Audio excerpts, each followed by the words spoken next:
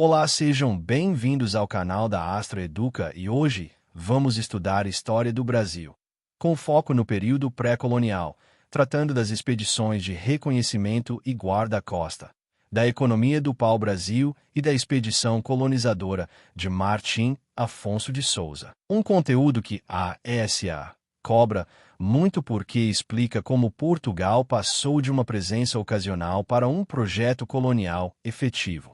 Primeiro, o que é o período pré-colonial? Em geral, a historiografia usa essa expressão para se referir aos anos iniciais após 1500, até o início da colonização organizada, especialmente antes da implantação do governo geral, em 1549. O ponto principal é que, nesse começo, Portugal ainda não tinha implantado uma colonização de povoamento estruturada. A coroa estava focada no comércio com o Oriente, que era muito lucrativo, e o Brasil aparece inicialmente como uma área de exploração e de vigilância do território. Agora vamos para as expedições de reconhecimento e as expedições de guarda-costa. Expedições de reconhecimento foram viagens portuguesas enviadas para mapear a costa, conhecer o território, identificar recursos e produzir informações estratégicas. O objetivo era reconhecer a extensão do litoral, os possíveis pontos de ancoragem, as populações indígenas e, principalmente, verificar potencial econômico. Essas expedições ajudam a entender por que a coroa foi ganhando informações e se preparando para decisões futuras de ocupação. Já as expedições de guarda-costa têm um caráter mais militar e defensivo. A função principal era patrulhar o litoral, combater o contrabando e expulsar ou desestimular a presença de estrangeiros, principalmente franceses, que passaram a frequentar o litoral brasileiro em busca do pau-brasil e de alianças com grupos indígenas. Esse ponto é muito cobrado. Portugal não tinha presença efetiva em toda a costa, e os franceses, sem reconhecer plenamente o Tratado de Tordesilhas, passaram a negociar e explorar recursos. As guarda-costas, então, tentavam garantir a posse portuguesa, não apenas no papel, mas na prática, no controle do litoral. Agora entramos na economia do pau-brasil, que é a atividade econômica mais característica do período inicial. O pau-brasil era uma árvore de grande interesse comercial porque dela se extraía uma tinta valiosa, utilizada na indústria têxtil europeia para tingimento, especialmente em tons de vermelho. O Brasil, nesse começo, foi visto como uma área de extração dessa madeira. E aqui está a ideia central para a prova. Não era uma economia de plantação, como será a cana-de-açúcar depois. Era uma economia extrativista e litorânea. Como funcionava esse sistema? A coroa portuguesa adotou, em vários momentos, o regime de concessões para particulares por meio de contratos. O contratador recebia o direito de explorar o pau-brasil, e, em troca, assumia obrigações, como envio de embarcações, construção de feitorias e, em alguns casos, defesa e vigilância. Feitorias eram pontos de apoio na costa, estruturas simples de armazenagem e troca que ajudavam a organizar o escoamento do produto. A mão de obra nesse processo, especialmente no começo, foi predominantemente indígena, utilizada principalmente por meio do escambo.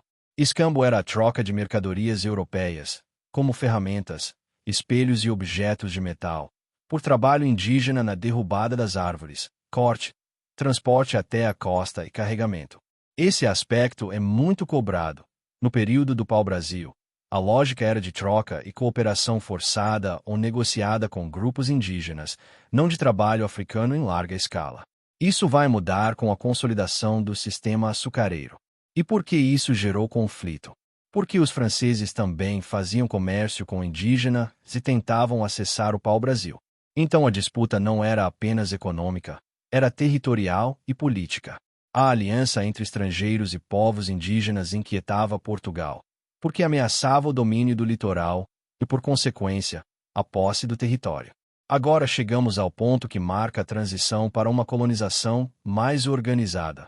A expedição colonizadora de Martim Afonso de Souza, em 1530. Essa expedição é chamada de colonizadora porque o objetivo não era apenas reconhecer ou patrulhar. O objetivo era iniciar ocupação efetiva e criar bases permanentes. A coroa portuguesa percebeu que precisava consolidar o território, tanto pelo risco estrangeiro quanto pela necessidade de tornar o Brasil economicamente mais produtivo. Martim Afonso de Souza recebeu missão de percorrer a costa, expulsar ou conter estrangeiros, estabelecer núcleos de povoamento e organizar a exploração econômica com maior estabilidade. Um marco importante da expedição foi a fundação de São Vicente, em 1532, considerada a primeira vila oficialmente fundada pelos portugueses no Brasil. Vila, aqui, é um conceito administrativo, tem câmara, organização política local e estrutura que demonstra a presença efetiva do Estado português. Outro ponto essencial ligado à expedição é o incentivo à agricultura, especialmente à cana-de-açúcar. A experiência portuguesa nas Ilhas Atlânticas, como Madeira e Açores, já tinha mostrado que o açúcar era um produto altamente lucrativo na Europa, mas exigia investimento, terras, trabalho e organização. Com Martim Afonso, começam as tentativas de implantação de engenhos, e a colonização passa a ter um horizonte mais claro de produção agrícola em escala. A expedição também se conecta à criação do sistema de capitanias hereditárias, implantado poucos anos depois, em 1534. A lógica era delegar a particulares, os donatários, a tarefa de colonizar e administrar grandes faixas do território, reduzindo custos para a coroa. Então, em prova, você pode enxergar assim.